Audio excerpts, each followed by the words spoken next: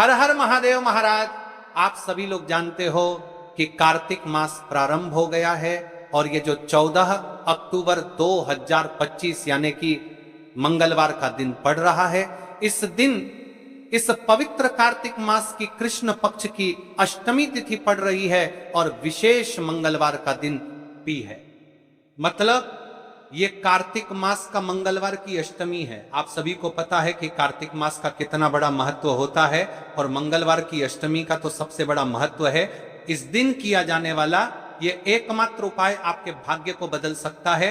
मात्र 3 तुलसी पत्ते, 1 आटे का हल्दी दीपक वाला उपाय। विशेषकर मेरी माता बहनों से निवेदन है कि मंगलवार की अष्टमी पड़ रही है, 14 अक्टूबर इस कार्तिक माह के मंगलवार की अष्टमी। शिव महापुराण की कथा से हमने आपको कई बार बताया है कि अगर कभी मौका जाए और कार्तिक माह के मंगलवार की अष्टमी तिथि पड़ जाए तो इस दिन किया जाने वाला छोटा सा छोटा उपाय आपके जीवन की रेखा को बदल सकता है।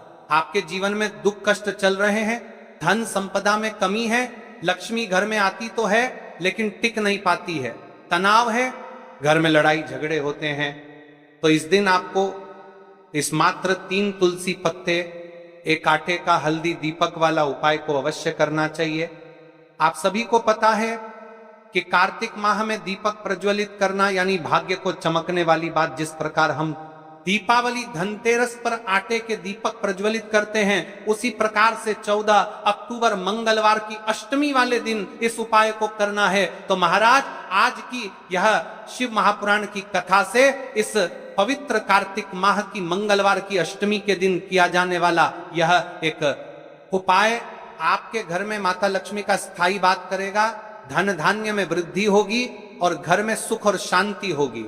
तो 14 अक्टूबर यानी कि मंगलवार वाले दिन मेरी माता बहनों से निवेदन है कि यदि आप इस कथा को, इस वीडियो को आप जहां पर भी देख रहे हो, फेसबुक यूट्यूब पर इसे अंतिम तक देखें, क्योंकि यह सीहोर वाला महाराज अपनी बहनों से निवेदन कर रहा है कि कार्तिक माह की अष्टमी 14 अक्टूबर मंगलवार वाले दिन आपको इस उपाय को अवश्य करना है। देखिए, यदि आपके जीवन में बहुत समस्या चल रही है और आपको पता भी नहीं चलता है, शायद आपके घर में लक्ष्मी दोष हो, इसलिए आपको इस अष्टमी तिथि वाले दिन इस उपाय को अवश्य करना है। मात्र 3 तुलसी पत्ते, 1 आटे का हल्दी दीपक वाला उपाय करना है। स्वयं माता लक्ष्मी आपके घर में सदैव के लिए विराजमान हो जाएगी, सारे पाप नष्ट होंगे।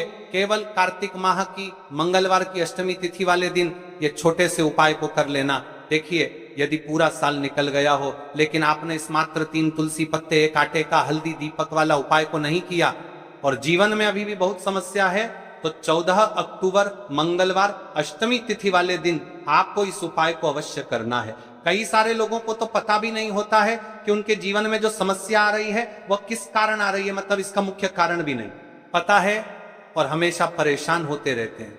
और आप सभी को पता है कि कार्तिक माह का सबसे बड़ा यदि कोई सा उपाय है तो वो मात्र 3 तुलसी पत्ते, 1 आटे का हल्दी दीपक वाला उपाय।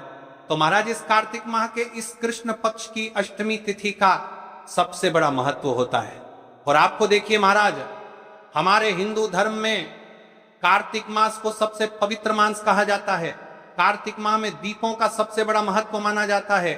कहा जाता है जिस प्रकार हर घर की महिला अपने घर कार्तिक माह में दीपों का प्रज्वलित करती है, उसी प्रकार से उनके जीवन में चल रही समस्या भी समाप्त होती है। तो ये जो 14 अक्टूबर मंगलवार का दिन पड़ रहा है, इस दिन हमें इस विशेष उपाय को भी करना है और साथ में दीपक भी प्रज्वलित करना है। कार्तिक माह मंगलवार की अष्टमी तिथि, इस शिव महापुराण की कथा में हम आपके संपूर्ण बातें बताने वाले हैं। आपको मंगलवार इस अष्टमी तिथि वाले दिन इस छोटे से उपाय को कर लेते हैं शिव मंदिर में अपने घर या फिर अपने घर माता तुलसी कुंड में। तो जो मनोकामना बड़े बड़े पूजा पाठ, बड़े बड़े उपाय से पूर्ण नहीं होती, वह केवल इस तरवा कार्तिक माह की अष्टमी तिथि मंगलवार वाले दिन इस छोटे से उपाय को करने से पूर्ण हो जाती है। और ऐसे मौके बार बार नहीं मिलते। मेरी कई सारी माताएं बहनें पूजा पाठ करती हैं, रोज शिव मंदिर जाती है, शंकर को जल समर्पित करती है, फिर भी उनके जीवन से समस्या समाप्त नहीं होती है।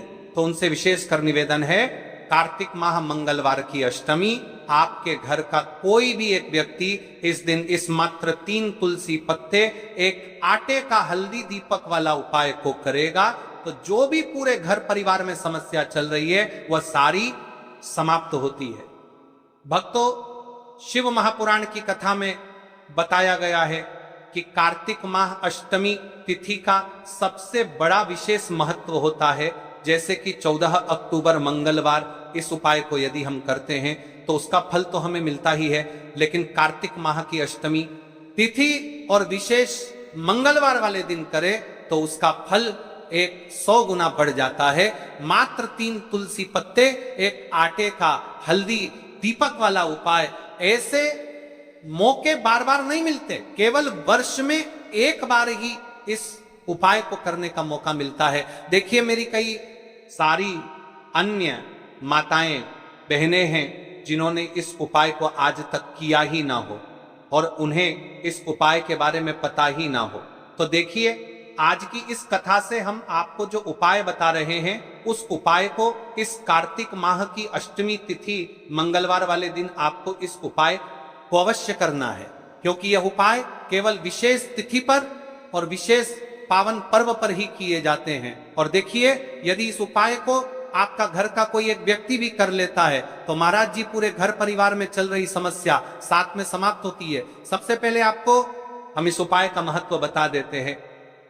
एक चुटकी हल्दी दीपक घर में माता लक्ष्मी का स्थायी वास करती है, ठीक है, क्योंकि यह हल्दी समर्पण वाला उपाय है और इस उपाय को हम इस पवित्र कार्तिक माह की अष्टमी तिथि मंगलवार वाले दिन पर कर रहे हैं। तो महाराज, यदि लक्ष्मी की समस्या है तो वह समस्या भी समाप्त होगी, जो आपकी मुश्किल समस्या समाप्त होती हैं। और कार्तिक माह में आटे के तुलसी पत्ते वाला उपाय करने का संकेत है, यानी विवाह में अड़चन आ रही है या फिर कोई कार्य में, तो उसमें अवश्य सफलता प्राप्त होगी। कार्तिक माह बड़े बड़े पूजा पाठ अनुष्ठान से जाना जाता है। इस माह में यदि हम कोई सा भी उपाय करते हैं तो उसका फल हमें अवश्य प्राप्त होता है।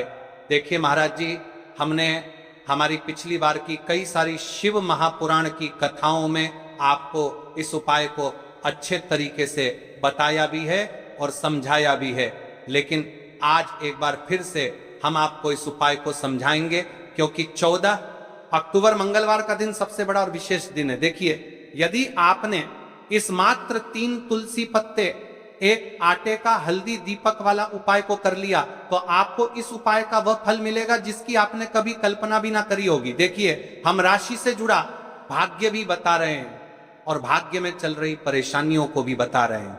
तो यदि आप अपनी राशि से जुड़ा भाग्य जानना चाहते हैं तो अपना नाम और अपनी राशि कमेंट बॉक्स में अवश्य लिखें। तो चलिए भक्तों, अब उपाय की तरफ चलते हैं। सबसे पहले जान लेते हैं उपाय के बारे में कि आपको इस उपाय को कब करना है, कैसे करना है और घर में किसको करना। अब बात करते हैं कि इस उपाय को किस समय करना चाहिए। देखिए महाराज जी, इस उपाय को करने के 2 समय बताए गए हैं। सुबह का समय, प्रदोष काल का समय। कई सारी माता बहनें सुबह के समय इस उपाय को करना चाहती है तो वह सुबह के समय इस उपाय को कर सकती है। सुबह का समय सबसे शुभ माना जाता है, विशेषकर पूजा पाठ और उपासना के लिए सुबह का समय बहुत उत्तम है। सबसे श्रेष्ठ समय सुबह 7 बजे से 8 बजे तक। यदि कोई व्यस्त है और वह इस उपाय को करना चाहते हैं तो सुबह 10 बजे तक कर सकते हैं, और यदि कोई माता बहन चाहे कि वह 12 बजे से पहले कर लें तो भी मानिए। बस इतना ध्यान रखना है कि दोपहर 12 बजे से बाद नहीं होना चाहिए। अब देखिए महाराज की बात कर लेते हैं प्रदोष काल के समय के बारे में। प्रदोष काल का समय दूसरा श्रेष्ठ समय है प्रदोष काल। प्रदोष काल का अर्थ है संध्या के समय का वह विशेष मुहूर्त, सबसे श्रेष्ठ समय। शाम 5 बजे से 6 बजे तक यदि इस समय न हो पाए तो रात 8 बजे तक कर सकते हैं, लेकिन याद रखिए 8 बजे के बाद ये उपाय न करें। अब कई सारे लोग कमेंट करके हमसे इस समय पूछने लगते हैं कि महाराज जी आप ही बता दीजिए सबसे उत्तम समय कौन सा है, कौन सा समय चुने। यदि आप प्रदोष काल में करें तो दीपक साथ ले जाएं, यदि आप सुबह करें तो गंगा जल साथ रखें। दोनों समय पर भगवान विष्णु प्रसन्न होते हैं, आप किसी भी समय कीजिए। अब देखिए, बात कर लेते हैं इस उपाय की सामग्री के बारे में कि इस उपाय के लिए आपको क्या क्या सामग्री चाहिए। 3 तुलसी पत्तियां ताजी हो तो उत्तम, यदि एकादशी का दिन है तो तुलसी नहीं तोड़नी चाहिए। ऐसे में घर में रखी सूखी तुलसी पत्तियां भी उपयोग में ली जा सकती हैं। यदि आपके घर में तुलसी का पौधा नहीं है तो आप किसी पड़ोसी या परिचित से ले सकते हैं। देखिए, भगवान विष्णु को हल्दी अत्यंत प्रिय है, तो अब हमें हल्दी लेना है। एक चुटकी हल्दी, रसोई घर की हल्दी चलेगी, शुद्ध हल्दी का प्रयोग करें। अब इस उपाय को करने के साथ में हमें एक दीपक भी लेना है महाराज जी, ठीक है। एक दीपक, लंबी बत्ती का दीपक प्रदोष काल में करने पर दीपक अवश्य जलाएं। थोड़ा सा गंगाजल सुबह के समय करने पर गंगाजल का उपयोग करें। भगवान विष्णु की प्रतिमा या चित्र, भगवान विष्णु, श्री राम या श्री कृष्ण की प्रतिमा रखें। अब हम इस उपाय की पूरी विधि विस्तार से समझते हैं। शुद्धि और प्रारंभिक प्रार्थना, सबसे पहले आप स्नान कर लें या कम से कम हाथ मुंह धो लें, स्वच्छ वस्त्र पहने और पूजा स्थान को साफ करें। एवं भगवान विष्णु की प्रतिमा के सामने आसन बिछाएं, तुलसी से प्रार्थना करके 3 पत्तियां लेना। हे माता तुलसी, मेरे जीवन में अनेक कष्ट हैं, मैं आपसे विनम्रता पूर्वक 3 पत्तियां ले रही हूं, कृपया मेरी मनोकामनाएं पूर्ण हो। अब 3 तुलसी पत्तियां तोड़ लें, हल्दी लगाना। अब उन 3 पत्तियों में से 2 पत्तियों पर हल्दी की छोटी छोटी बिंदी लगाएंगे। है बिंदी शुभता का प्रतीक है। ऐसा करने से पत्तियां और भी पवित्र हो जाती हैं। दीपक या गंगा जल का प्रयोग, यदि आप प्रदोष काल में हैं, दीपक जलाएं। यदि आप सुबह कर रहे हैं, गंगा जल का स्पर्श करें। 2 तुलसी पत्तियां अर्पण करना। आप जिन 2 पत्तियों पर हल्दी लगी है, उन्हें भगवान विष्णु की प्रतिमा के सामने अर्पित करें और कहे, हे श्री हरि, मैं आपको ये तुलसी पत्तियां अर्पित करती हूं, कृपया मेरी मनोकामनाएं पूर्ण करें, मेरे कष्ट दूर करें, मेरे परिवार में सुख शांति लाएं। नमो नारायणाय। अब अपनी समस्या या मनोकामना स्पष्ट रूप से बोलें। जैसे, मेरे घर में कलह है, कृपा कर इसे दूर करें। मेरे बच्चों को शिक्षा में सफलता मिले, मेरे घर में धन की कमी दूर हो। तीसरी तुलसी पत्ती का प्रयोग। अब बची हुई तीसरी पत्ती को आप घर के किसी शुभ स्थान पर रख दें, जैसे घर का मंदिर, धन स्थान, तिजोरी, अलमारी या घर का पवित्र स्थान। यह पत्ती आपके घर में समृद्धि और शुभता का प्रतीक बनेगी। अंत में भगवान विष्णु से प्रार्थना करें, हे विष्णु भगवान, आपने यह छोटी सी भक्ति स्वीकार की, कृपा कर मेरे जीवन में शांति और सुख प्रदान करें। फिर तुलसी माता को धन्यवाद दें। तो जाप उपाय करते समय आप सरल मंत्र जप सकते हैं। AUM नमो नारायणाय 11 बार या AUM श्री विष्णवे नमः 21 बार उपाय करने के बाद का फल अब देखिए महाराज जी। महाराज, इस उपाय का फल क्या होता है? घर में शांति बनी रहती है, धन की वृद्धि और आर्थिक स्थिरता आती है, मनोकामनाएं धीरे धीरे पूर्ण होती हैं, परिवार में प्रेम और सौहार्द बढ़ता है, रोग और बाधाएं दूर होती हैं। तो भाइयों और माताओं, यह था 3 तुलसी पत्तियों और हल्दी का उपाय। यह उपाय छोटा है, सरल है, लेकिन इसमें अपार शक्ति छुपी हुई है। श्रद्धा और विश्वास से इसे करें, विष्णु और तुलसी माता अवश्य प्रसन्न होंगे। 5 आटे के दीपक के बारे में, 5 आटे के शुद्ध दीपक, 5 आटे के दीपक। ये दीपक साधारण गेहूं के आटे से बनाए जाएंगे।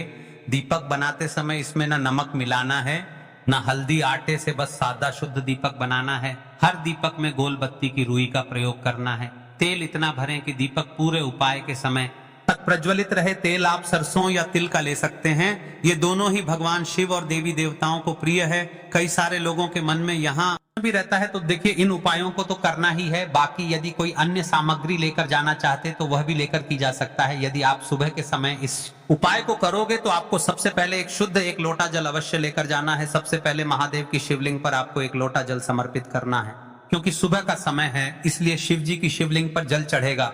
उसके पश्चात हमें इस उपाय को करना है। अब जैसे कि कोई अन्य सामग्री लेकर के जाना चाहते, पुष्प, चंदन या धूप अगर आप साथ ले जाना चाहें तो और भी उत्तम, पर याद रहे यह सिर्फ अन्य सामग्री है। मुख्य सामग्री सिर्फ 7 चावल, 5 आटे के दीपक। तो अब देखिए महाराज जी, हम सबसे पहले बात कर लेते हैं 5 आटे के दीपक बनाने की विधि, यानी कि आपको क्या क्या सामग्री मिलनी है और क्या नहीं मिलनी है। कई सारे लोग गलत तरीके से भी बनाते हैं। तो देखिए, अब सबसे पहले गेहूं के आटे को एक साफ बर्तन में लीजिए, इसमें पानी डालकर हल्का सा रह लीजिए, ध्यान बहुत सख्त भी ना हो और बहुत ढीला भी ना हो। अब इससे 5 छोटे दीपक बनाए। दीपक बनाने का भाव होना चाहिए, हे प्रभु, ये दीपक मेरे जीवन के अंधकार को मिटाने के लिए हैं। हर दीपक के बीच में जगह बनाइए ताकि उसमें रुई की बत्ती रखी जा सके। अब रुई से 5 गोल बत्तियां बनाइए। दीपकों में बत्तियां रखकर उन्हें तेल से भर दीजिए।